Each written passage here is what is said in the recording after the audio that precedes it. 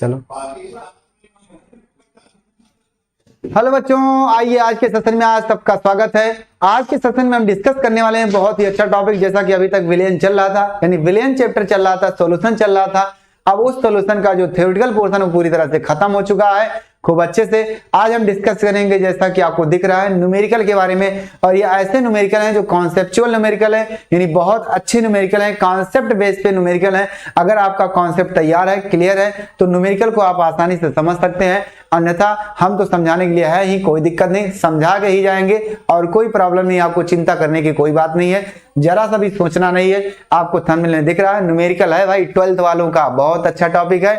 फटाफट आ जाइए सब लोग। सबको हेलो हाय, सबको नमस्कार, सब लोग को गुड इवनिंग, सब लोगों को ढेर सारा प्यार। जल्द से जल्द आइए ताकि हम डिस्कस करें आगे क्या होगा इस न्यूमेरिकल में, है ना। अच्छा, वीआईपी स्टडी है, इनको अभी तक हमारा नाम नहीं पता है, तो मेरा नाम क्या भाई, बाकी बच्चे बता दो। जिस नाम से मुझे जानते हैं उसी नाम को आप बता दीजिए और वो सही है। बिल्कुल बिल्कुल बिल्कुल बिल्कुल सर, आपने सॉल्यूशन तो बताया है, बताया ही नहीं सॉल्यूशन। अरे भाई विलेन है, विलेन वो चैप्टर ही तो चल रहा था, वही चैप्टर तो चल रहा था। आपने पराशर, दाब, अड़सक, गुणधर्म और उसके बाद बाकी चीजें, सारी चीजें डिस्कस कर रहे थे। वो क्या था, विलेन ही था ना। वो चैप्टर कैसा था, सॉल्यूशन ही था। तो सॉल्यूशन का चैप्टर थ्योरेटिकल पोर्शन पूरी तरह से खत्म हो चुका है। अब हम डिस्कस करने वाले हैं किसके, न्यूमेरिकल के बारे में, उसके आंकिक प्रश्न के बारे में, और अच्छे न्यूमेरिकल होंगे, बहुत अच्छे। चलिए आगे आइए, जल्द से जल्द आइए सब लोग। बिल्कुल बिल्कुल तैयारी होगी, है ना। हाँ बिल्कुल बिल्कुल, बहुत अच्छे। बिंदु बच्ची कह रहे हैं सवाल का लॉजिक नहीं समझ में आ रहा, आप उसकी चिंता मत करिए, हम लॉजिक बताएंगे। आज देखते हैं इसमें कौन कौन सा लॉजिक लगता है।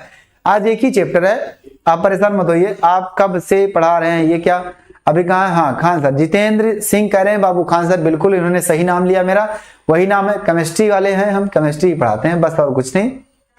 चलिए,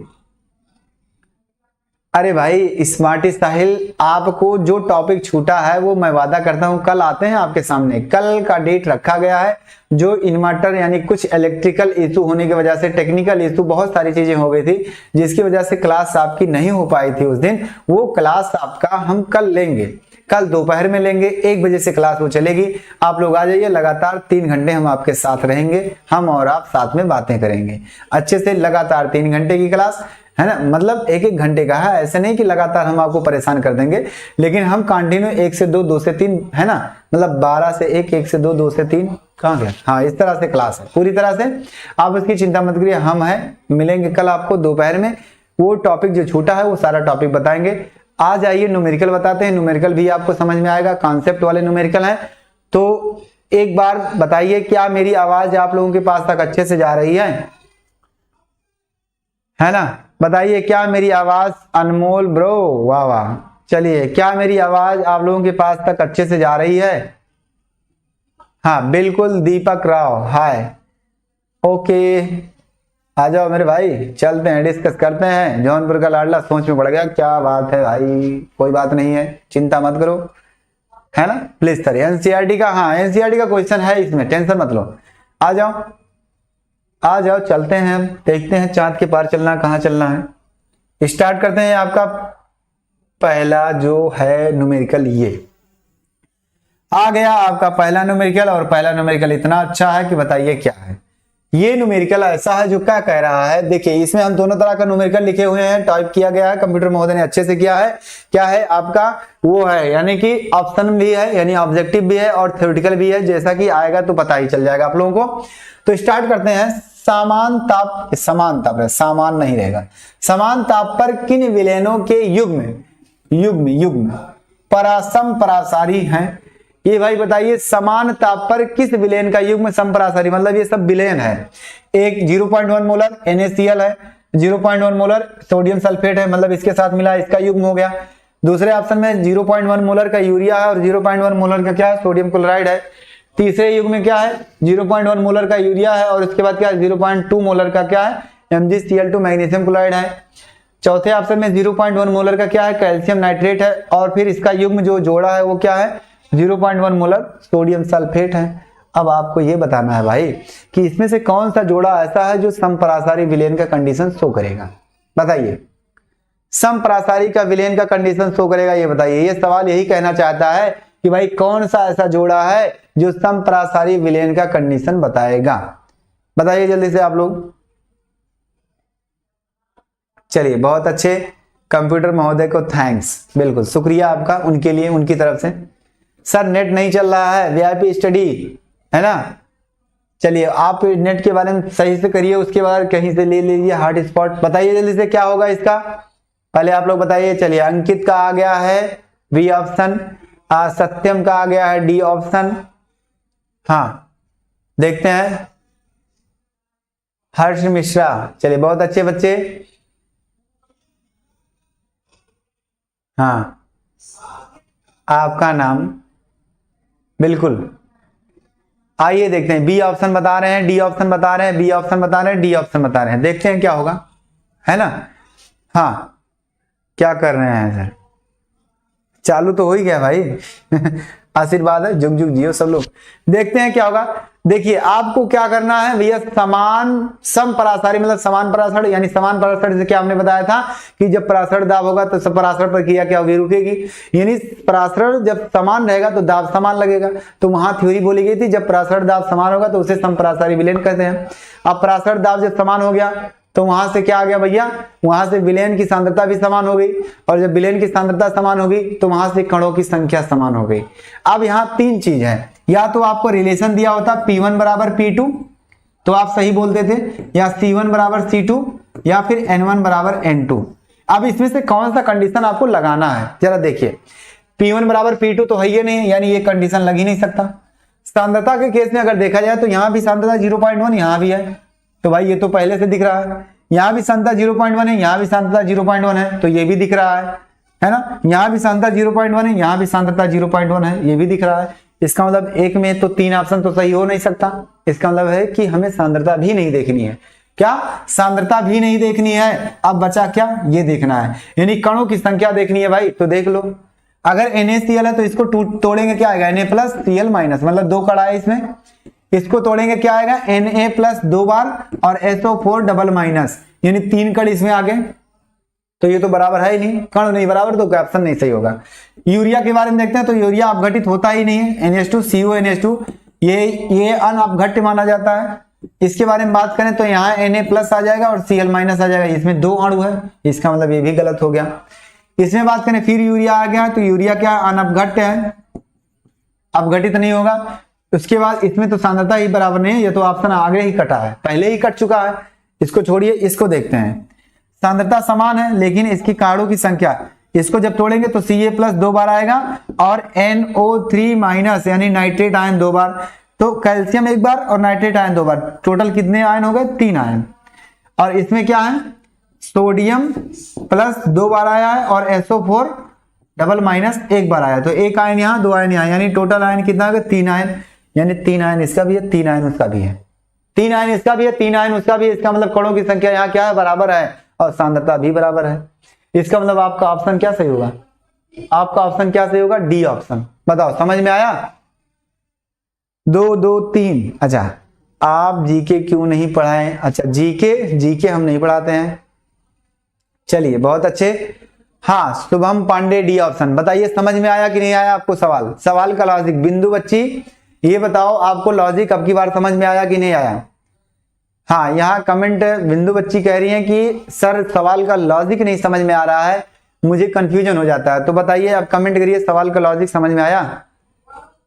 सर सॉरी सर हम लेट हो गए, कोई बात नहीं मनोज जी हम आ गए ना आपके सामने।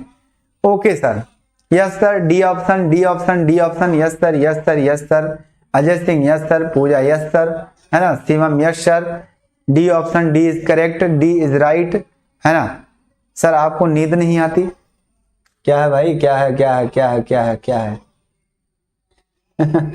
गौरव सरोज जी कह रहे हैं सर आपको नींद नहीं आती। ए भाई हम भी इंसान है यार, हमको भी नींद आती है, सब कुछ होता है, ऐसी बात नहीं है, लेकिन आप लोगों के भविष्य की चिंता खाई जाती है, हमारी अपनी चिंता नहीं खाती जितना आप लोगों की खाती है। चलिए स्टार्ट है अगला सवाल। समझ में आ गया, लॉजिक समझ में आया, यस सर। बिंदु बच्ची समझ में आया इसका लॉजिक, यस सर। चलिए आगे चलते हैं, यस सर समझ में आ गया। अगला सवाल आपके सामने जा रहा है, ये लो खट्ट से आ गया। पहला सवाल, दूसरा सवाल क्या करा, 12 ग्राम यूरिया को 1 लीटर जल में घोला गया भाई, तथा इतना ग्राम सुक्रोज को 1 लीटर जल में घोला गया भाई, दोनों को घोल दिया गया, है ना। विलेन के वाष्पदाब का अपेक्षिक अनुमान बताइए यूरिया के विलेन का। मतलब आपको ये कह रहा है कि एक कंटेनर में, ऐसे ले लो भाई, एक कंटेनर में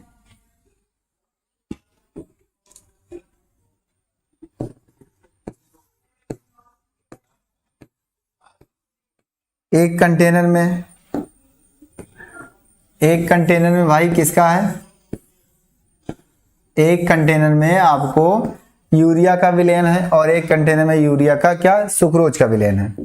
किसका विलेन है, चलिए इसमें क्या है, सपोज दैट यूरिया है ना, यूरिया है ना, हाँ यूरिया है, कितना ग्राम, 12 ग्राम, 12 ग्राम यूरिया, और इसमें कितना भाई 68.4, इसमें 68.4 ग्राम सुक्रोज है, सुक्रोज घोला गया यानी चीनी घोला गया, दोनों को घोल दिया गया भैया। घोलने के बाद आपको पूछ रहा है यूरिया का वाष्पदाब का अपेक्षिक अनुमान क्या होगा। मतलब कहने का कि आपको इसका वाष्पदाब बताना है, लेकिन ऑप्शन के हिसाब से आपको और अर्थ समझ में आ जाएगा। जरा एक बार देख लो पहले, बताने से पहले। अगर मैं वैसे बताऊंगा तो कहोगे सर जी आपको कैसे पता चला, मैं आपके न्यूमेरिकल से ऑप्शन से ही बता रहा हूं, है ना।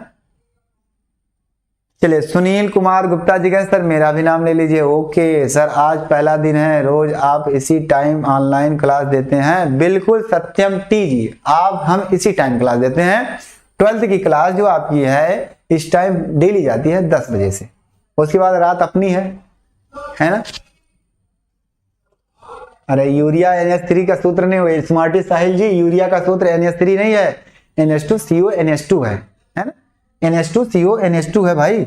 ए भाई सुन ले भाई, NH2CO NH2 ये यूरिया का है, और सुक्रोज का भाई C12 H22O11 ये सुक्रोज का है ना। ध्यान देना इस बात को। चलिए हम ऑप्शन के हिसाब से रिलेट करते हैं, सवाल क्या कहना चाहता है, लॉजिक समझना ध्यान से। सुक्रोज विलेन की अपेक्षा अधिक, सुक्रोज विलेन की अपेक्षा कम, सुक्रोज विलेन की अपेक्षा दुगना, सुक्रोज विलेन के बराबर। इसका मतलब क्या कर रहा है, आपको अपेक्षिक अनुमान तो बताना है यूरिया का, लेकिन वो सुक्रोज की तुलना में बताना है, सुक्रोज के रिस्पेक्ट में बताना है कि सुक्रोज की तुलना में ये अपेक्षिक अनुमान यूरिया का जो होगा, यूरिया वाले विलेन का जो होगा वो क्या होगा, वो क्या होगा, उसकी तुलना में कितना होगा, कम होगा या ज्यादा होगा या बराबर होगा या 2 गुना होगा या 3 गुना होगा, ये कह रहा है। यानी सवाल समझना ध्यान से, ऑप्शन के हिसाब से पता चला कि आपका सवाल ये कह रहा है कि यूरिया हमारा 12 ग्राम था, 1 लीटर जल में घोल दिया गया, है ना। और आपका चीनी जो था यानी सुक्रोज 68.4 ग्राम, वो भी 1 लीटर जल में घोला गया, दोनों को घोल करके एक विलेन तैयार किया गया। एक विलेन तैयार करने के बाद अब यूरिया का जो अपेक्षिक अनुमान है यानी वाष्पदाब का अपेक्षिक अनुमान वो बताना है, लेकिन बताना है क्या, तुलना करके बताना है कि आप जल के जो चीनी का शरबत बना हुआ है उसकी तुलना में यूरिया का अपेक्षिक अनुमान कितना है। तो ध्यान से सुनिए, आइए बताते हैं। अपेक्षिक अनुमान का जो पराशर दाब का सूत्र होता है वो क्या होता है, P0 minus PS upon P0, ये होता है, ये होता है। आजा भाई आजा। दूसरा इसका क्या होगा, इसका क्या होगा P0, इसको मैं सफेद से लिख दे रहा हूं, PS अपॉन P0, सूत्र वही रहेगा, है ना, सूत्र वही रहेगा। ध्यान से सुनना, जब हम चीज को डालेंगे तो क्या इसका अपेक्षिक अनुमान जो आपका है वो क्या होगा, घटेगा या बढ़ेगा। विलेन जो आएगा आपका, बस वाष्पदाब बताना कि जब चीनी यूरिया आप मिला दोगे तो विलेन का वाष्पदाब क्या होगा, घटेगा या बढ़ेगा, बताइए जल्दी से। जब हम यूरिया को पानी में मिला देंगे तो उसका वाष्पदाब क्या होगा, घटेगा या बढ़ेगा। सिर्फ और सिर्फ इतना बताना है कि इसका जो जल का वाष्पदाब था वो क्या था, P0 था, H2O है ना जल का, लेकिन जब इसको मिलाएंगे तो PS जो है वो क्या होगा, P0 से घट जाएगा या P0 से ज्यादा हो जाएगा, ये बताना है। वाष्पदाब क्या होगा इसका, घटेगा या बढ़ेगा।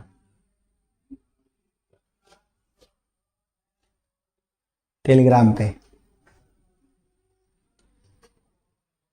हाँ, I am future teacher of chemistry. बहुत अच्छे बच्चे, स्मार्ट स्टाइल केमिस्ट्री के टीचर बनोगे, बिल्कुल बनोगे, सब लोग बनोगे यार, ऐसा बता देता हूँ, पी लो बोल के।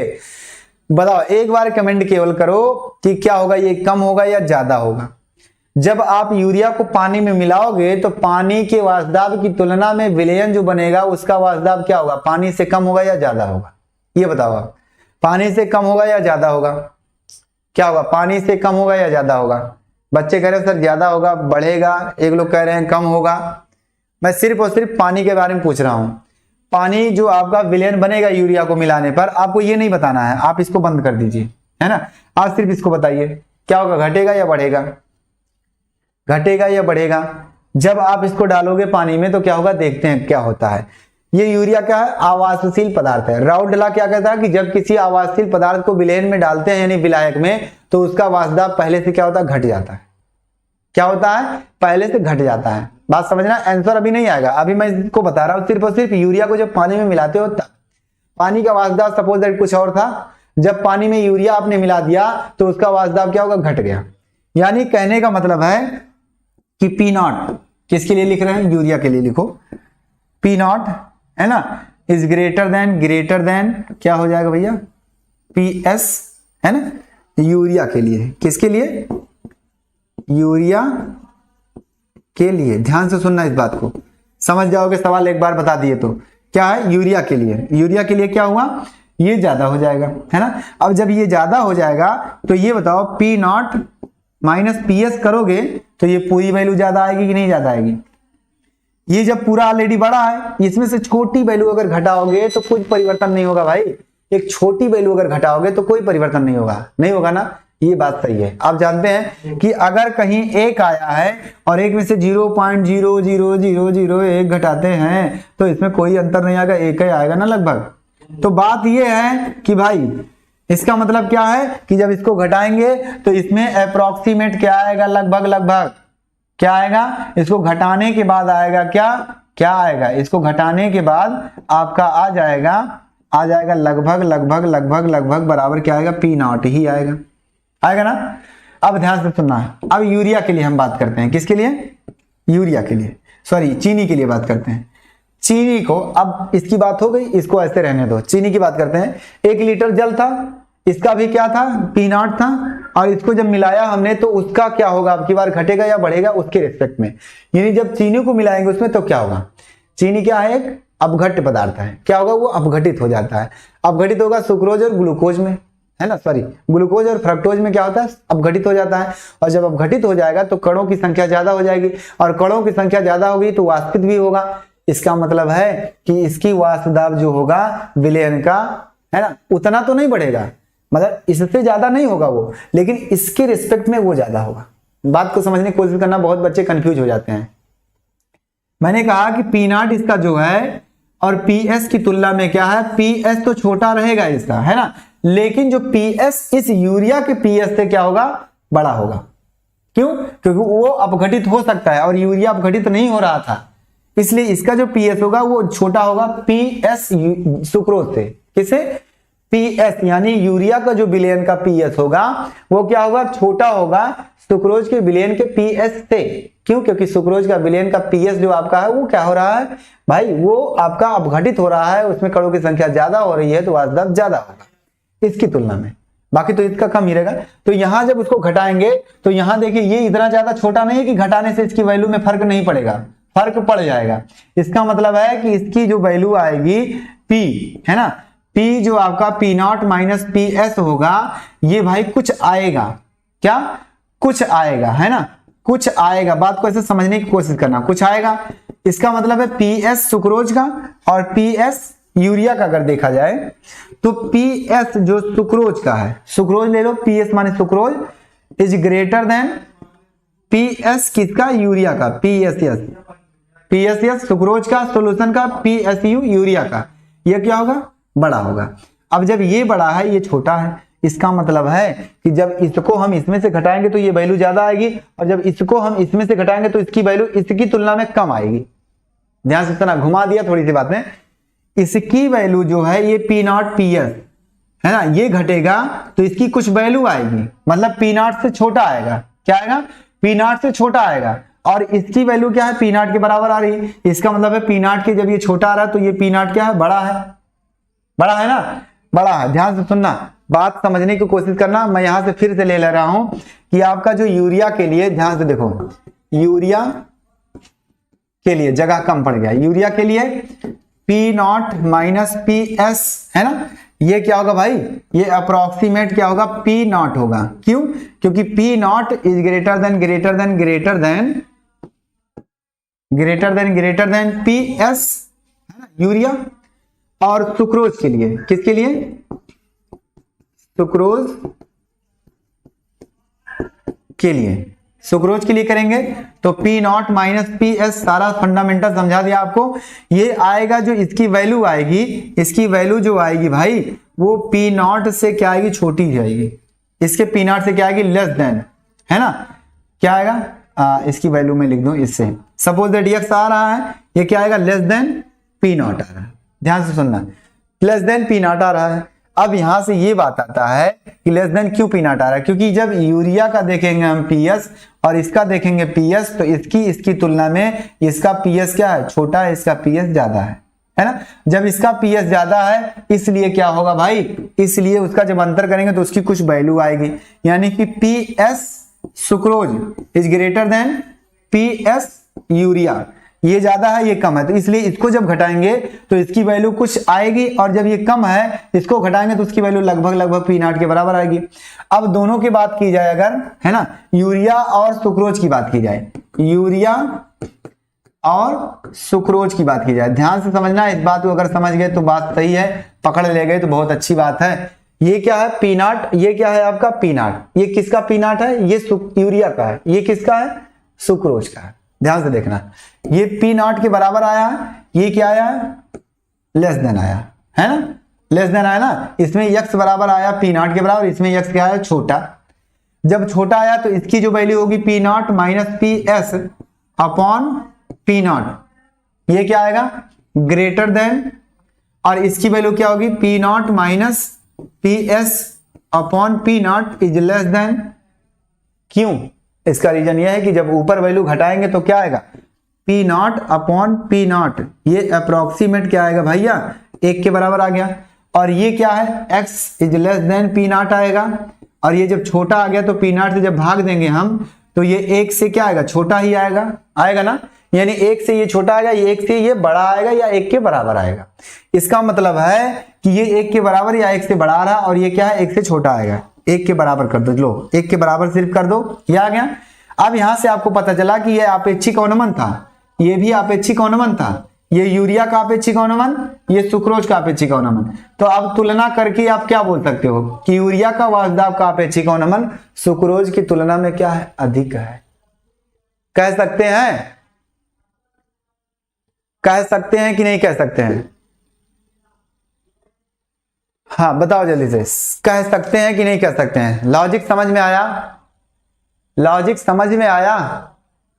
फोन कट गया, फोन का डाटा खत्म हो गया सर, अरे बच्चा मैं अब क्या करूं, अब तुम कल देख सकते हो, कल फिर आप उसी या किसी भी टाइम देख सकते हैं जब डाटा आ जाए तब, है ना।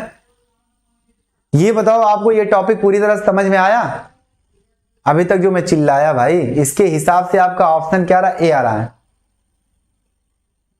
स्मार्टी साहिल सर मुझे आपसे मिलना है, बिल्कुल मिल लोगे भाई, क्लियर हुआ।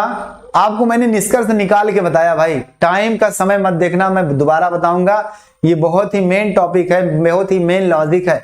आप आंसर डायरेक्ट ऐसे मार दो, ठीक है, तुक्का लगा दो भाई, आपका आंसर उसके हिसाब से क्या आ गया, क्या आ गया आपका, सुक्रोज की अपेक्षा, क्या भाई, सुक्रोज की अपेक्षा क्या है, सुक्रोज की अपेक्षा अधिक है, क्या, इसका वाष्पदाब का आपेक्षिक अवनमन मतलब P0 माइनस PS, ये क्या है, उससे अधिक है। कैसे अधिक है भाई, यही बात है कि जब इसको मिलाएंगे तो इसका जो PS है P0 से क्या होगा, बहुत कम होगा, बहुत कम होगा, क्योंकि ये अब घटित नहीं होगा, और इसका जो PS होगा इसके P0 से थोड़ा सा कम होगा, क्योंकि अब घटित होगा। अब इन दोनों की तुलना करेंगे PS की, इसका PS अगर ज्यादा कम है और इसका PS ज्यादा, इसका मतलब इसका PS ग्रेटर देन क्या होगा, उसके PS, है ना। तो यहां से कहां आ गया, कहां गया, कहां गया, कहां गया, मैं कहां लिख रहा था, यहां लिखा है PS, यानी सुक्रोज का जो PS होगा वो PS यूरिया से क्या होगा, ज्यादा होगा, और जब ज्यादा होगा, अब बात आती है कि जब ज्यादा होगा तो जब इसको घटाएंगे भाई, इसको घटाएंगे अगर, है ना, इसको घटाएंगे तो पी नॉट के बराबर लगभग आएगा, क्योंकि ये बहुत कम है, यहाँ लिखा है less than less than less than, है ना। इसको घटाएंगे तो ये कुछ आएगा यानी, लेकिन पी नॉट से क्या आएगा, कम है, क्योंकि पी नॉट दोनों में जल है, दोनों में जल है। तो इसका जो P not minus P S आया वो पी नॉट के लगभग लगभग बराबर आया, क्योंकि पी नॉट इसका ग्रेटर देन पी एस था यूरिया का। और इसका जो पी नॉट है उससे क्या आएगा, छोटी वैल्यू आएगी। क्यों? क्योंकि इसका पी एस कुछ आया था, इसका पी एस क्या है, कुछ है, इसलिए इसका क्या आएगा, एक्स आएगा, वो क्या होगा, पी नॉट से छोटा होगा। जब छोटा होगा तो अब बात करते हैं यूरिया और सुक्रोज का अपेक्षिक अनुमान, है ना। इसका x बराबर पी नॉट आया, इसका लेस देन पी नॉट आया है, सपोज दैट। अब इसको जब घटाएंगे तो ऊपर क्या आएगा, पी नॉट आएगा, इसको घटाएंगे तो लेस देन आएगा पी नॉट। जब ये पी नॉट के बराबर आया तो ये लगभग लगभग 1 आएगा, और इसको घटाएंगे तो ये लगभग 1 से छोटा आएगा। इसका मतलब क्या पता चला कि आपका यूरिया के लिए जो वाष्प दाब का अपेक्षिक अनुमान है वो 1 आ रहा है, और सुक्रोज के लिए वाष्प दाब का अपेक्षिक अनुमान है वो 1 से छोटा आ रहा है। तो हम बोलेंगे क्या कि जो यूरिया का अपेक्षिक अनुमान होगा वो सुक्रोज की तुलना में क्या होगा, अधिक होगा। तो ऑप्शन आपका क्या सही होगा भैया, कहां चले गए हम, दूर चले गए, यहाँ क्या होगा, अधिक होगा। बताओ अब समझ में आया समझ में कि नहीं आया। पी नॉट आपका विलायक का वाष्प दाब है, पी नॉट जो है वो जल का वाष्प दाब है, दोनों केस में जल है। अच्छा, हमको लग रहा है जो बच्चे इसमें नए आए हैं उनके लिए कुछ प्रॉब्लम हो रही है। नहीं, पी नॉट जो आपका है, पी नॉट क्या है भाई, पी नॉट विलायक का वाष्प दाब है, जल का वाष्प दाब है। और पी एस जो है वो विलयन का है। अगर पी एस एस लिखा है तो वो सुक्रोज के विलयन का है, पी एस यू लिखा है तो वो क्या, यूरिया के विलयन का है। क्लियर हो गया। अरे भाई और ए ऑप्शन इज करेक्ट, हाँ बिल्कुल क्लियर है। चलिए बहुत अच्छे सर, बहुत अच्छे। देखो क्रेजी बाबू, आप बस इतना पकड़ना कि जो पीएस इसका है अगर उससे क्या है, छोटा है भाई, तो जब जाहिर सी बात इसको घटाएंगे तो ये कुछ वैल्यू आएगी, उससे बड़ी आएगी। बस इतने पकड़ के रखना कि ये वाला, इसको जब मैं घटाऊं ये ज्यादा छोटा है तो इसको घटाएंगे लगभग वही आएगा। जैसे समुद्र में से 1 लोटा पानी निकाल लो, कोई फर्क नहीं पड़ेगा। लेकिन ये आपका 1 बाल्टी है, उसमें से 1 लीटर पानी निकालोगे तो क्या होगा, फर्क पड़ जाएगा। तो ये लेस देन होगा। अब ये लेस देन इसी कार्ड होगा। अगर लेस देन हुआ, जब ऊपर वैल्यू लेस देन ये आएगी बड़ी, ये ऊपर वैल्यू आएगी छोटी। तो जब हम नीचे कोई वैल्यू से भाग देंगे, अगर ऊपर बड़ी है तो वो ज्यादा आएगा, और ऊपर अगर छोटा है तो नीचे ज्यादा, वो क्या आएगा, कम आएगा।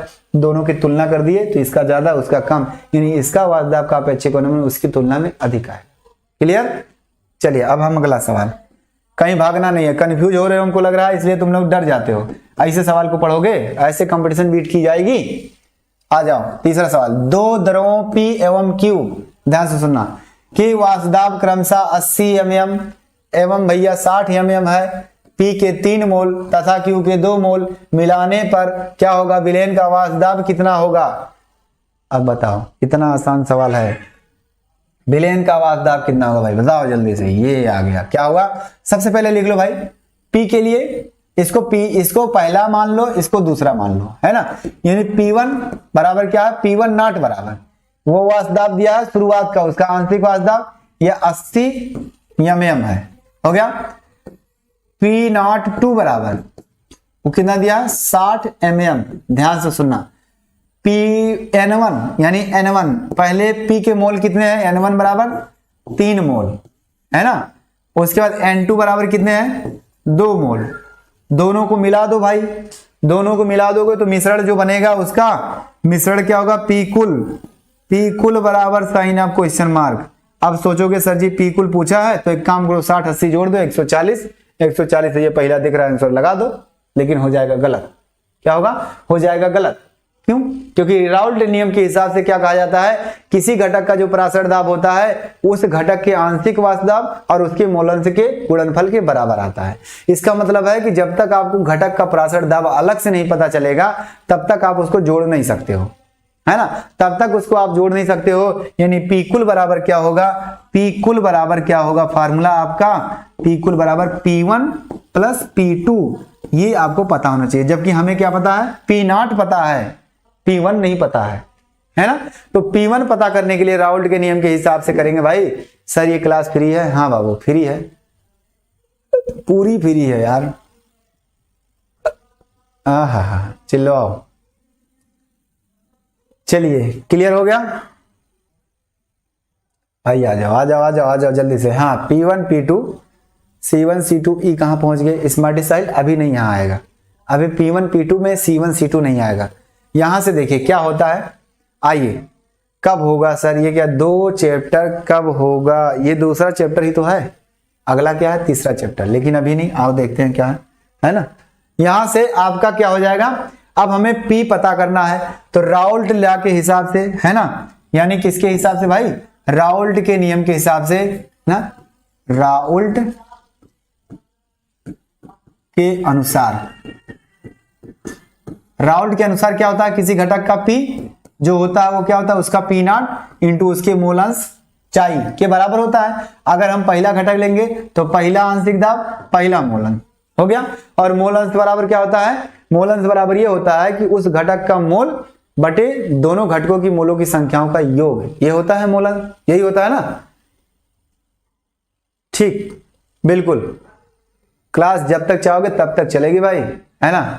टेल मी सर यहाँ कौन सा बोर्ड लर्निंग हो रही है, यहाँ आप दोनों बोर्ड पढ़ सकते हैं, आप UP board, CBSE board, Bihar board, कुछ भी पढ़ सकते हैं भाई, टॉपिक आपका वही है ना, टॉपिक आपका वही है और कुछ नहीं है। यहाँ अगर सीबीएसई बोर्ड की बात की जाए तो ये बोल देगा भैया कि क्या है, 2 लिक्विड्स है जो P एंड Q है ना, जिसका जो आपका जो प्रेशर है, यानी क्या ऑस्मोसिस प्रेशर क्या है, सिमिलरली या फिर आप बोल सकते रिस्पेक्टिवली क्या है भैया 80 mm एंड क्या आएगा एंड करके 60 mm। उसके बाद बोलेगा कि number of moles and P equal to 3 है ना, and number of moles Q 2 is 2 हो जाएगा। उसके बाद बोलेगा देन मिक्सचर है ना, find total pressure, total osmosis pressure है ना, देन मिक्सचर का या इन मिक्सचर या ऑफ मिक्सचर का। तो समझ जाओ कि पूरे मिश्रण का पूछेगा भाई, यही बात है और कुछ नहीं पूछेगा। तो हमें क्या करना है, सबसे पहले P1 और P2 पता करना है। यहां दिया है जो आंशिक दाब दिया है उसके मोल की संख्या दे दिया है। P1 P2 पता करने के राउल्ट के नियम के हिसाब से क्या आएगा कि किसी घटक का वाष्प दाब उस घटक के आंशिक वाष्प दाब और उसके मोल अंश के गुणनफल के बराबर होता है। तो ये लिख दिया मैंने। अब यहां से हमें P1 पता करना है, ये P नॉट क्या है 80 है, 80 mm, और ये मोल है, मोल अंश है। तो मोल अंश क्या होता है, किसी घटक का मोल अंश उसके घटकों की मोलों की संख्या बटे जिस विलेन में वो विलेन में दोनों घटकों की मोलों की संख्या। तो मिश्रण कितना है, दो, ये मिश्रण है, 2 ही लोग हैं तो 2 ही लोग हैं। तो अगर पहले का मोल अंश निकालते हैं तो पहले की मोल की संख्या, पहले की मोल की संख्या क्या होगी N1, या सूत्र लिख दो भाई, लो ये सूत्र लिख दो, 1 मिनट के लिए सूत्र लिखने यार, नहीं तो हमको लग रहा है आप लोग कंफ्यूज हो जाओगे। लो इसको P1 लिख दें गुड़े, इसको N1 लिख दें और यहां से क्या लिख देंगे N1 प्लस N2, यही तो मोल अंश होता है, यही तो मोल अंश होता है भाई, होता है ना। अब तो मैं लिख सकता हूं P1 equal to P not कितना है, P नॉट कितना है 80 mm हो गया, गुड़े N1 कितना है 3 हो गया, बटे नीचे कितना है 3 प्लस 2 हो गया। ये टोटल कट करके आएगा P1 बराबर 80 गुड़े 3 बटे 5 mm है ना, 16 पचे 80, कितना आ गया P1 बराबर 16 तिया 48, 48 mm, यानी कितना आया P1 48 mm आ गया। अब 48 mm जब आ गया, अब हम बात करते हैं किसकी, अब हम बात करेंगे किसकी भाई P2 की। इसी तरह से P2 के लिए क्या आएगा P नॉट 2 इंटू X2 मतलब चाई 2, ये लिखेंगे सूत्र। इसमें भी हम क्या करेंगे P2 बराबर P नॉट 2, अब की बार जब इसका मोल अंश लिखेंगे तो उसके मोल की संख्या ऊपर रहेगी, यानी क्या होगा N2 upon N1 plus N2, ये हो गया। उसके बाद P2 इज इक्वल टू हो जाएगा P नॉट 2 गुड़े उसकी वैल्यू रखो यार, वैल्यू रखो, मैं क्या कर दिया, वैल्यू रखो ना, वैल्यू रखो, क्या दिक्कत है।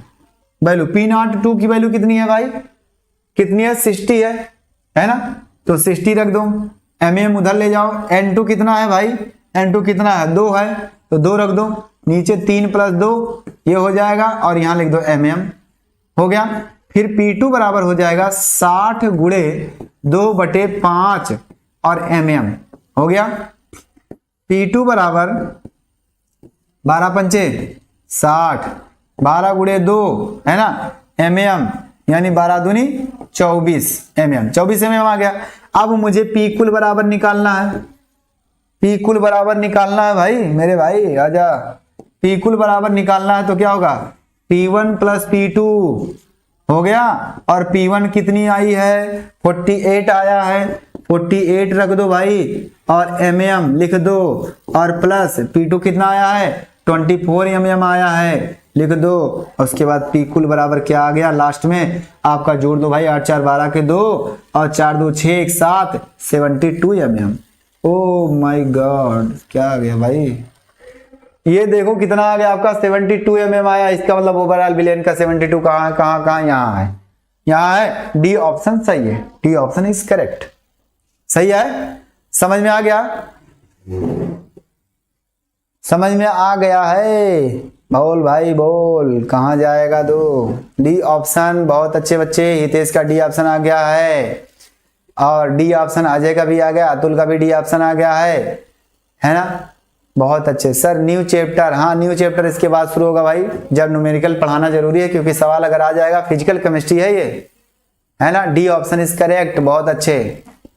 सबको समझ में आया, ये बताओ टॉपिक समझ में आया, समझाया गया जो सवाल, इस तरह का सवाल अगर आ गया तो लग जाएगा, लग जाएगा कि नहीं लगेगा, बताइए भाई।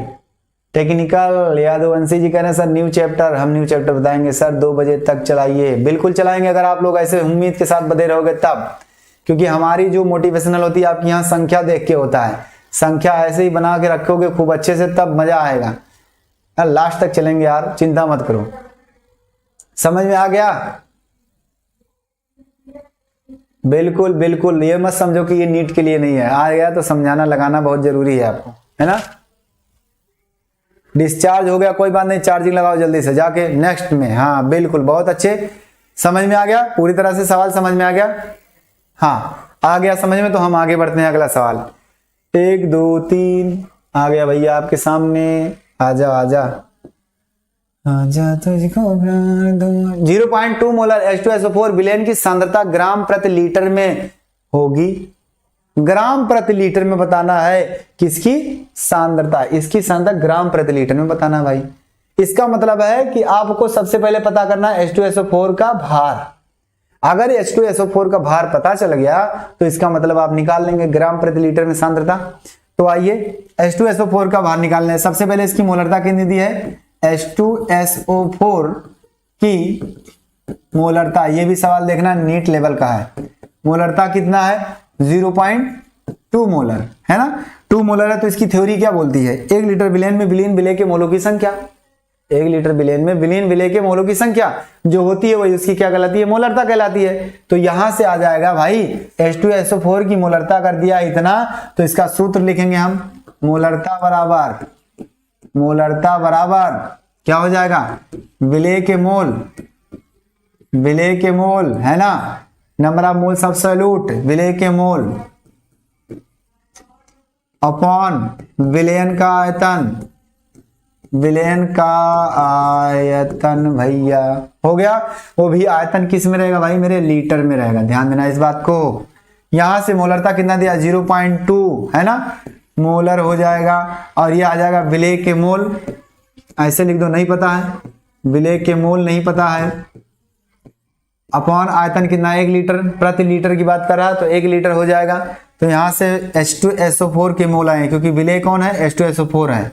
H2SO4 के मोल इज इक्वल टू 0.2 मोल हो गया, है ना। अब यहां से मोल का फार्मूला क्या होता है, मोल बराबर क्या होता है, मोल बराबर भार बटे अणुभार, यानी द्रव्यमान बटे अणुभार, ये होता है। अगर मुझे मोल निकालना, भार निकालना है किसका, H2SO4 का, भार जब तक पता नहीं चलेगा तब तक आगे काम नहीं बढ़ेगा। तो 0.2 लिखो, है ना, और यहां लिखो भार किसका, H2SO4 का भार या द्रव्यमान बटे H2SO4 का अणुभार। अणुभार इसका कितना आता है, H2SO4 का 98, पता है आपको, तो कितना आएगा 98, 98 आ गया, 98 आ गया भाई। अब यहां से इसका मल्टीप्लाई कर दो, यानी कि आपका सवाल क्या आ गया, सवाल आपका हो जाएगा कुछ इस तरह से कि जब आप H2SO4 का भार लिखोगे तो क्या आएगा, 0.2 इंटू 98 आ गया, कितना आ गया ये आएगा क्या भाई, ग्राम आएगा, ग्राम, इतना टोटल ग्राम आएगा। इसका गुणा करोगे तो क्या आएगा, 98 का 196 होता है, तो 196 लिख दो, कई अंक के बाद दशमलव, एक अंक के बाद दशमलव, यहाँ आया क्या, ग्राम। अब हमें क्या निकालना है, सांद्रता। अब क्या निकालना है, सांद्रता, है ना। अब सांद्रता ग्राम प्रति लीटर में, जरा ध्यान से सुना, मात्रक के हिसाब से निकालेंगे, ग्राम प्रति लीटर कहा है, तो सांद्रता बराबर हो जाएगा H2SO4 का भार, H2SO4 का भार होल बाई आयतन लीटर में। ये बताओ भार कितना आया है, 19.6, और आयतन कितना माने थे, 1 लीटर, 1 लीटर माने थे ना, तो यहां से लिखो 1, यहां से मात्रक हो जाएगा ग्राम प्रति लीटर, यानी कितना आएगा, 19.6 ग्राम प्रति लीटर। बताओ, इतना आसान सवाल है, कितना आसान सवाल। ऑप्शन क्या आया, हाँ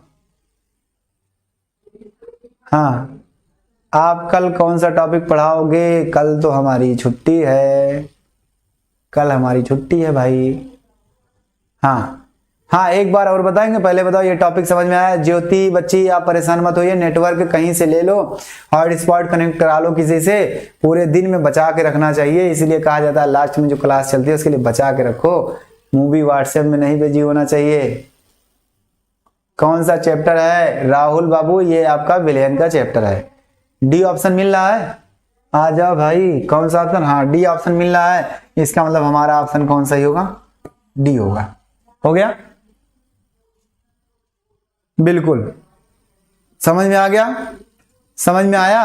मैं दोबारा बता दे रहा हूं, ध्यान से देखना, ये मात्रक ध्यान से कहा है, विलयन की सांद्रता ग्राम प्रति लीटर में कितनी होगी, यदि इसकी सांद्रता इतनी है तो उस वही सांद्रता ग्राम प्रति लीटर में कितनी होगी, तो ग्राम प्रति लीटर में मात्रक से देख लो, इसका मतलब ऊपर ग्राम रहेगा बटे लीटर आयतन रहेगा, यानी जब तक भार नहीं पता चलेगा तब तक हम नहीं निकाल सकते।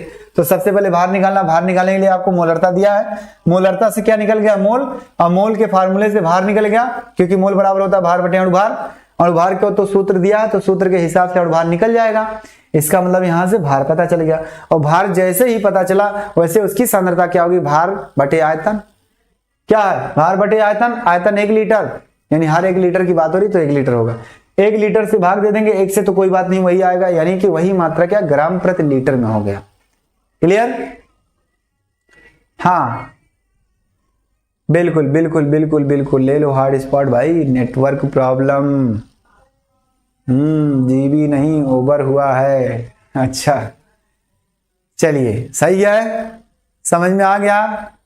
हाँ ये क्लास फ्री चलता है शिवम बाबू, आप कहीं पेड थोड़ी ना किए कि आ गए हैं, फ्री है यार, फ्री है मेरे भाई, है ना। चलिए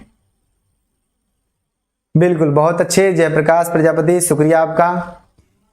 चलिए आ जाइए आगे, अगला सवाल हम बता रहे हैं भैया, हैं भाई सोनी सिंह, क्या बात है, आपको कहाँ जगह नहीं समझ में आया, आपको आज वाली टॉपिक नहीं समझ में आ रही है या इसके पीछे वाली, आप इसकी चिंता मत करिए कि सर अभी तक मुझे केमिस्ट्री नहीं आती थी तो हो सकता आगे भी ना आया, नहीं, इस चिंता को छोड़ दीजिए, जरा सा भी नहीं सोचना है कि आएगी नहीं, आएगी कैसे नहीं यार, जब तक हम हैं तब तक हम सोच रहे हैं कि ईश्वर की कृपा से अगर बनी रही तो आपको पूरी तरह से आएगी भाई, कोई दिक्कत नहीं होगी, कोई परेशानी नहीं होगी, बिल्कुल बिल्कुल क्लियर हो गया। चलिए आगे चलते हैं, अगला सवाल आपके सामने। ओहो भाई कंप्यूटर महोदय जी शांत हो जाइए, आगे देखते हैं।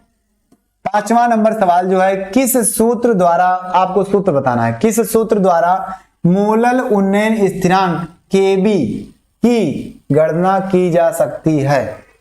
मोलल उन्नयन स्थिरांक का सूत्र क्या होता है, पहले ये बताओ आप लोग। मोलल उन्नयन स्थिरांक यानी मोललता का, मोलल उन्नयन है ना, क्या होता है भाई, उसका फार्मूला क्या होता है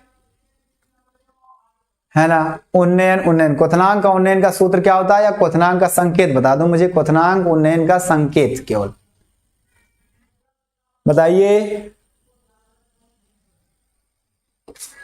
इलाहाबाद में है, बिल्कुल, क्वथनांक उन्नयन बता दीजिए जल्दी से। क्वथनांक उन्नयन का सूत्र आपको मिला था कि नहीं मिला था, नहीं मिला था तो भाई उसके लिए सॉरी, लेकिन बताओ मिला था, हाँ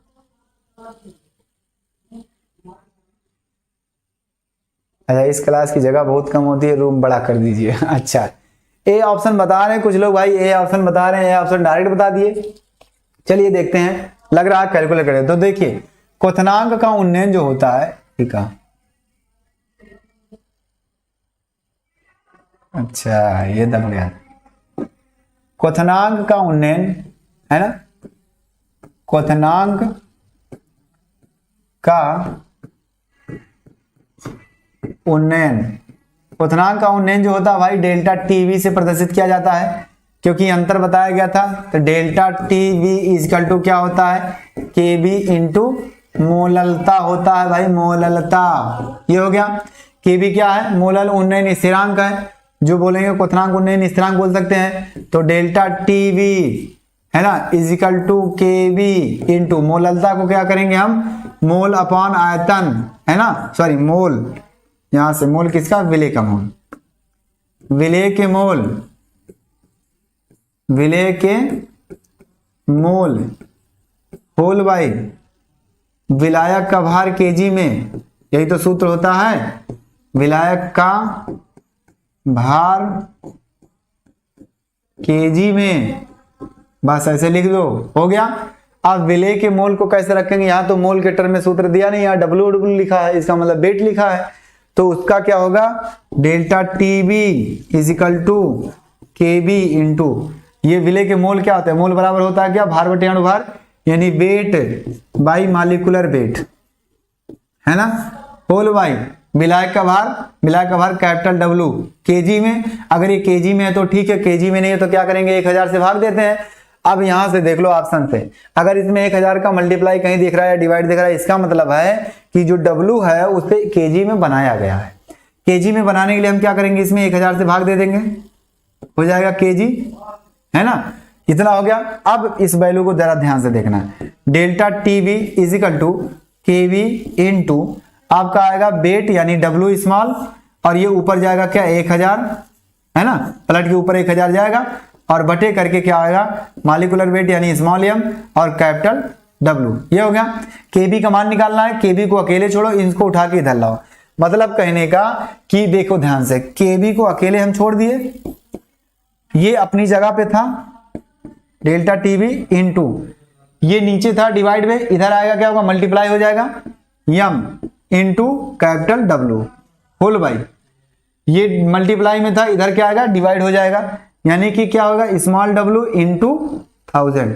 अब बताओ कौन सा ऑप्शन मिल रहा है, केबी का मान कौन सा ऑप्शन मिल रहा है भाई, ओ भाई जल्दी बता दे, ओ देखो ए ऑप्शन, डी ऑप्शन, आगे और क्या होगा, अरे भाई बता दो, चलिए आजा, यानी कि आजा भाई चल दादागिरी करते हैं, तो भाई कौन सा है, आजा भाई है कि भाई वाला है कि चल वाला है कि दादागिरी वाला है ना, ये बता दो भाई कौन सा है, ए ऑप्शन, आजा भाई चल, सब लोग बुला रहे हैं, आजा आजा आजा आजा। देखिए ए मिल रहा है डेल्टा टीबी, यानी टीबी ऊपर है, डेल्टा नहीं लिखा तो मत सोचना घबराना, यहाँ डेल्टा रहेगा क्योंकि कंप्यूटर महोदय गलत कर दिए होंगे, delta TB into small M capital W बटे 1000 गुणे डब्ल्यू, है ना, इसका मतलब है option number A, option number A सही है, यानी आजा भाई आजा आजा। सर जी डीपीपी कब मिलेगी, नीट का डीपीपी दिया गया है बाबू, उस डीपीपी में सॉल्यूशन नहीं दिया जाता है, केवल न्यूमेरिकल दिया जाता है, अगर आपको सॉल्यूशन चाहिए तो वो भी दिया जाएगा। आप प्रयास करने के लिए, डीपीपी का मतलब डेली प्रैक्टिस पेपर होता है, आपको प्रयास करने के लिए दिया जाता है, उसमें लगाइए, पहले आप खुद से कोशिश करिए, जो टॉपिक पढ़ाया जाता है उसी टॉपिक में न्यूमेरिकल है ना लगे उसको आकर के क्लास में पूछिए, हम बताने के लिए हैं, आपके सामने 24 घंटा सेवा में उपलब्ध रहेंगे। डी ऑप्शन नहीं होगा जितेंद्र बाबू, डी ऑप्शन नहीं होगा, क्योंकि डी ऑप्शन में देख लो भाई क्या हो रहा है, डी ऑप्शन कोई नहीं है यार, कोई नहीं है, लेकिन ए ऑप्शन मिल रहा है, ए ऑप्शन में डेल्टा टी भी ऊपर है, स्मॉल एम भी ऊपर है, कैपिटल डब्ल्यू भी ऊपर है, बटे में स्मॉल डब्ल्यू नीचे है, 1000 नीचे है ना, सब कुछ है, बिल्कुल बिल्कुल। Ashwini Kumar love you too बाबू, प्यार कर लो हमसे तो अच्छी बात है, क्योंकि हम आपको केमिस्ट्री से प्यार कराना सिखाएंगे, और एक केमिस्ट्री ऐसी है जो बेवफा नहीं निकलेगी आपको, अगर निकली ना तो बहुत सारे एलिमेंट को, बहुत सारे यौगिक, बहुत सारे ज्ञान को आपको दे के जाएगी। चलिए चलिए आगे चलते हैं, अगला सवाल, आजा भाई देख ले, 60वां सवाल क्या है भाई, 12 ग्राम ग्लूकोज। जब आपसे लग जाएगा तो बोल देना सर लग जाएगा, रहने दीजिए हो जाएगा। 12 ग्राम ग्लूकोज को 100 ग्राम जल में घोलने पर विलयन का क्वथनांक 100.34 डिग्री सेल्सियस पाया गया। विलयन का क्वथनांक है ना पाया गया। ग्लूकोज के मोलल उन्नयन स्थिरांक की गणना कीजिए। यानी क्या पूछा है आपसे, क्या पूछा है, केबी पूछा है। तो केबी के लिए वही फार्मूला, यहां जरा ध्यान देना, पहले लिख लेना क्या क्या दिया है ना, क्या क्या दिया है। गिवन दैट भाई क्या क्या दिया है। ग्लूकोज का भार C6H12O6, ये क्या है जरा एक मिनट के लिए, विलेय है ना, किसको घोला जाता है, तो ये क्या है, विलेय है। का भार भैया क्या दिया है आपका, क्या दिया है, 12 ग्राम दिया है। लिख लो किसमें घोला जाता है, जल में, यानी H2O का भार, यहां से ना लिखें, एकदम किनारे से लिखें अच्छे से, है ना। H2O का भार ये आपका क्या है, विलायक है। इस बात को समझ के रखना क्योंकि विलायक है, विलायक का काम आएगा इसलिए लिखना पड़ेगा।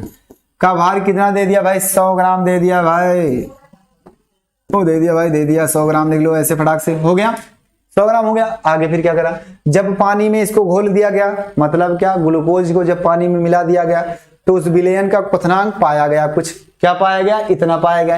यानी लिखेंगे विलयन का क्वथनांक, क्या लिखेंगे, विलयन का क्वथनांक, विलयन का क्वथनांक यानी विलयन का जो बॉइलिंग पॉइंट है वो क्या होगा, विलयन का क्वथनांक TS समझ जाओ, क्या है, TS, T solution is equal to 100.34 degree Celsius, यानी 100.34 डिग्री सेल्सियस, ये हो गया। अब डायरेक्ट आपको पूछा है मोलल उन्नयन स्थिरांक, KB, मोलल उन्नयन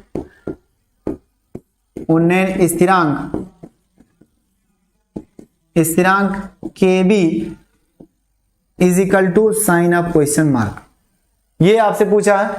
अब बताओ भैया ये किसके रिलेशन में आता है, अभी अभी आपने फार्मूला पढ़ा, डेल्टा टीबी में आता है। तो डेल्टा टीबी का जो रिलेशन होगा जरा ध्यान से देखना। ओ भाई डेल्टा टीबी का रिलेशन बताते हैं हम। डेल्टा टीबी का रिलेशन जो होगा वो क्या होगा, आपको पता है कि डेल्टा टीबी इक्वल टू क्या होता है, केबी इंटू मोललता। क्या होता है, मोलरता का छोटा भाई तोतला भाई, मोललता हो गया, मोलालिटी, यानी delta T B equal to K B into molality. अब ये हो गया, अब इसको हम तोड़ेंगे, ध्यान से सुना। ये डेल्टा टीबी क्या है, ताप का अंतर है ना, तो ताप का अंतर ये ऐसे होता है TS माइनस T0, मतलब क्या, विलायक का क्वथनांक और ये क्या, विलयन का क्वथनांक। डेल्टा टी जो आता है अंतर, वो क्या आता है, विलायक का क्वथनांक और विलयन का क्वथनांक का जो अंतर होता है वही क्या है, तापांतर है, वही क्वथनांक का अंतर है, वही डेल्टा टीबी है। ये हो गया इजिकल टू केबी इंटू मोललता को क्या लिख सकते हैं, मोल अपान विलायक का भार केजी में, विलायक का भार केजी में, ये लिख सकते हैं। यहां से अब आपको पता है कि ये तो टीएस है, इसकी वैल्यू पता है, टी नॉट की वैल्यू नहीं पता है, टी नॉट की वैल्यू नहीं पता है। इसका मतलब अब क्या होगा, टी नॉट क्या है, विलायक है, और इस केस में विलायक क्या है, इस केस में विलायक क्या है, बताओ जल्दी से। टी नॉट की वैल्यू नहीं पता है, लेकिन इस केस में विलायक क्या है। हाँ, क्लास रोज चलता है, क्लास रोज चलता है भाई, रोज चलता है। 18 बता रहे हैं आंसर, 18 तो अभी नहीं। ये बताओ इसमें विलायक क्या है, विलायक जल है, और जल का क्वथनांक कितना होता है। वेरी इजी सर, बहुत अच्छा, वेरी इजी, बहुत अच्छे। विलायक का क्वथनांक कितना होता है, यहां यही बात समझने वाली है कि टीएस आपको पता है लेकिन टी नॉट नहीं पता है। तो हम जानते हैं कि विलायक क्या है, विलायक है जल, है ना, जल का क्वथनांक कितना होता है, बॉइलिंग पॉइंट क्या होता है आपका, जल का क्वथनांक क्या होता है भाई, टी नॉट इक्वल टू क्या होता है, 100 डिग्री सेल्सियस। आप जानते हैं ये चीज, है ना, यानी जल का क्वथनांक जो है वो आप जानते हैं कि 100 डिग्री सेल्सियस होता है। इसका मतलब टी नॉट पता चल गया, और जब टी नॉट पता चल गया भाई तो क्या दिक्कत कर रहे हो, 100.34 minus 100 degree Celsius equal to K B into mole क्या होगा भाई, मोल क्या होगा, विलेय का भार बटे विलेय का अणु भार। विलेय क्या है, ग्लूकोज है, इसका भार कितना है 12 ग्राम, और इसका अणु भार कितना आएगा ग्लूकोज का निकाल लो। ग्लूकोज का अणुभार कितना आएगा भाई, ग्लूकोज का अणुभार कितना आएगा, C6H12O6 है ना का अणुभार 12 गुणे 6 प्लस 6 गुणे 12 है, सॉरी ना मैं तो सही लिखूंगा, 12 गुणे 6 और गुणे 12 गुणे 1 प्लस 6 गुणे 16, हाइड्रोजन ऑक्सीजन का 16, 12 होता है कार्बन का, 6 12 6 का गुणा कर दिया, हाइड्रोजन 1 का होता है, 12 12 12 गुणा कर दिए, का ऑक्सीजन 16 होता है, 16 कितनी बार, 6 12 6 का गुणा कर दिए, 12 छक 72 प्लस 12 16 छक 96, टोटल जोड़ेंगे तो क्या आएगा, 180 आएगा, 180 आएगा, कितना आएगा 180 आएगा। अब यहां से आप 180 से डिवाइड कर दो भाई ग्राम प्रति मोल, और यहां विलायक का भार केजी में, विलायक क्या है आपका 100 ग्राम विलायक है, तो क्या है विलायक का भार केजी में, भार हो गया 100 ग्राम, केजी बनाने के लिए 1000 से भाग दे दो, दे दिए। अब आ जाओ, ये घटेगा तो क्या आएगा 0.34 इजिकल टू केबी इंटू 12 गुणे 1000 ऊपर लेके चले जाओ बटे 18 यानी 180 गुणे 100, 3 0 खच खच खच खच काट दो, छपक दो पकड़ के, उठा के तलवार बाहुबली की, पीट डालो काट डालो मार डालो, कुछ छोड़ो मत इसे, है ना। ये कितनी बार में ये भी कट जाएगा, 6 से कट रहा है, 6 दूनी 12 6 3 18 कट गया, यानी केबी इंटू 2.3 2/3। आजा भाई आजा, क्या आया 0.34 डिग्री सेल्सियस इक्वल टू केबी है ना इंटू 2/3 हो गया। केबी की वैल्यू निकालनी है, केबी की वैल्यू निकालनी है इक्वल टू 0.34 इंटू 3 अपॉन, देखिए ये डिवाइड है मल्टीप्लाई हो जाएगा, ये क्या है मल्टीप्लाई डिवाइड हो जाएगा, ये कितना आ गया 17, यानी केबी इज इक्वल टू 0.17 इंटू 3, 17 तिया 51, 17 तिया 51 0.51। भाई जिसकी वैल्यू ये आई है उसका आंसर सही है, बताओ समझ में आया, समझ में आ गया कि नहीं आया, अभी गुड इवनिंग नहीं बोलना है भाई। हाँ फिजिक्स कब पढ़ाया, फिजिक्स तो दिन में पढ़ाया जाता है, बताइए जल्दी से, हो गया बोल दो भाई, आंसर आ गया बिल्कुल, बहुत सही शर्मा जी का आ गया है, और किसका, शिवम का तो 5.1 आ गया, नहीं भाई 1 2 अंक के बाद दशमलव लगा, 2 अंक के बाद दशमलव लगाना बहुत जरूरी है ना, ये मत सोचना। हाँ बिल्कुल, हंस का आ गया, अभिषेक का आ गया, सबका आ गया, तो इसका मतलब समझ में आ गया, सवाल ऐसे लगाना है भाई, एकदम आसान तरीके से लगाना, कुछ नहीं, बस आपको क्या क्या दिया वो लिखना बहुत जरूरी है, अगर आप उसको लिख ले गए तो वो समझ में आ गया। फिर से बता देते हैं, चलिए एक बार और देखिए, क्वेश्चन में कहा था कि 12 ग्राम ग्लूकोज 100 ग्राम जल में घोला जाता है, और जब घोलते हैं तो विलयन का क्वथनांक इतना हो जाता है, कितना हो जाता है, इतना हो जाता है। पाया गया ग्लूकोज की मोलर उन्नयन स्थिरांक की गणना करना है, इसका कार्बन का अणुभार, ऑक्सीजन का अणुभार, हाइड्रोजन का अणुभार दिया है, कोई बात नहीं, ठीक है। क्या क्या दिया है, जो ग्लूकोज हमारा वो घोला जाता है, यानी ग्लूकोज क्या है, विलेय है, यानी उसका भार कितना 12 ग्राम। उसके बाद H2O में घोला जाता है, यानी H2O क्या है, विलायक है, यानी विलायक का भार कितना 100 ग्राम है। विलेयन में जब घोल दिया गया तो उसका क्वथनांक कितना है, TS संकेत है ना, टेम्परेचर यानी बॉइलिंग पॉइंट जो आपका है TS विलेयन का, वो 100.34 डिग्री सेल्सियस। उसके बाद मोलर उन्नयन स्थिरांक केवी का मान निकालना है। अब आपको फार्मूला ये पता है, अभी ये मत लिखना, फार्मूला पता है, delta TB into equal to KV into मोलरता। डेल्टा टीबी क्या है, डेल्टा टीबी एक ऐसा अंतर है जो विलायक का और विलयन के क्वथनांकों का अंतर है, तो हम क्या लिखेंगे, विलयन का क्वथनांक माइनस विलायक का क्वथनांक, ये लिखाया था मैंने, पढ़ाया था, आपको याद होगा, ये लिख दिए। अब इसमें ये पता है, यहां मोल लिखेंगे बटे विलायक का भार केजी में, ये भी पता है, लेकिन ये नहीं, टी नॉट नहीं पता है, तो टी नॉट कैसे निकलेगा, टी नॉट क्या है, विलायक का क्वथनांक है, और विलायक इसमें क्या है, जल है, और जल का क्वथनांक कितना होता है 100 डिग्री सेल्सियस होता है ना, ऐसे सोचेंगे, विलायक का क्वथनांक है, विलायक क्या है, जल है, जल का क्वथनांक कितना होता है 100 डिग्री सेल्सियस, इसका मतलब विलायक का क्वथनांक कितना हो गया 100 डिग्री सेल्सियस। पता चल गया, वैल्यू रखो, उसके बाद सॉल्व करते गए, लास्ट में जो आया वो आंसर हो गया। क्लियर, हाँ डेली क्लास आपकी 10 बजे स्टार्ट होती है केमिस्ट्री की।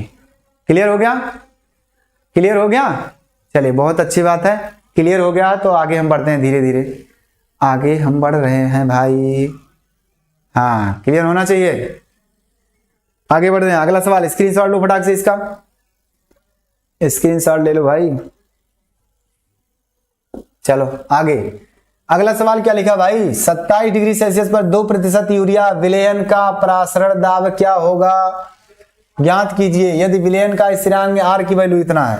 चलो सवाल बहुत अच्छा है, क्या है, आर बराबर दे दिया है 0.082 है ना, और कुछ दिया है कुछ नहीं, लीटर वायुमंडलीय है ना प्रति डिग्री और प्रति मोल ये दिया, कुछ बात नहीं, मात्रक दिया, ये हो गया। इसको आप 1/12 भी लिख सकते हो, अप्रोक्सीमेट 1/12 लिख सकते हो है ना, लीटर एटीएम डिग्री सेल्सियस और मोल। ये आप लिख सकते हैं, क्या लिखा, 27 डिग्री सेल्सियस, यानी टी बराबर क्या है 27 डिग्री, लेकिन ये क्या होगा परम ताप, 273 जोड़ दो, ये आ गया 300 केल्विन, 300 केल्विन आ गया। और प्रासरण दाब पूछा है, 2% यूरिया पूछा है, 2% क्या है, यूरिया है ना, 2%, कंप्यूटर में होता है लास्ट सवाल, 2% यूरिया है, इसका मतलब यूरिया का भार कितना भाई, 2%, ये क्या है, वेट बाई मॉलिक्यूलर वेट से है ना। तो ध्यान से सुनना इसको, NH2 CONH2, यानी कि आपका ये सवाल फार्मूला है भाई, लास्ट सवाल है, बस मैं हिंट देता हूं, लगाना आपको है, हिंट दे रहे हैं। देखिए यूरिया से आपको क्या निकल जाएगा भाई, यूरिया का भार निकल जाएगा आपको, यानी यूरिया का भार निकल जाएगा। तो ये क्या है, ध्यान से सुना, ये जो परसेंटेज लिखा है ना W/V लिखा है, इसका मतलब है कि 100 मिलीलीटर में है ना, 100 मिलीलीटर में 2 ग्राम क्या है, यूरिया है, 2 ग्राम क्या है, यूरिया है, NH2 CONH2 है, यानी यूरिया का भार 2 ग्राम का भार 100 है ना, 100 मिलीलीटर में क्या है, यूरिया का भार है। चलिए यूरिया का भार, इसका मतलब है कि 100 मिलीलीटर में है ना, यूरिया का भार कितना है, यूरिया का भार कितना है आपका 2 ग्राम है ना। अब यहां से मैं आयतन को भी निकालता हूं, देखो आप ऐसे बोलोगे 2 ग्राम यूरिया में है ना, 2 ग्राम यूरिया में क्या है, 100 मिलीलीटर क्या है, आयतन है, ध्यान से आयतन है।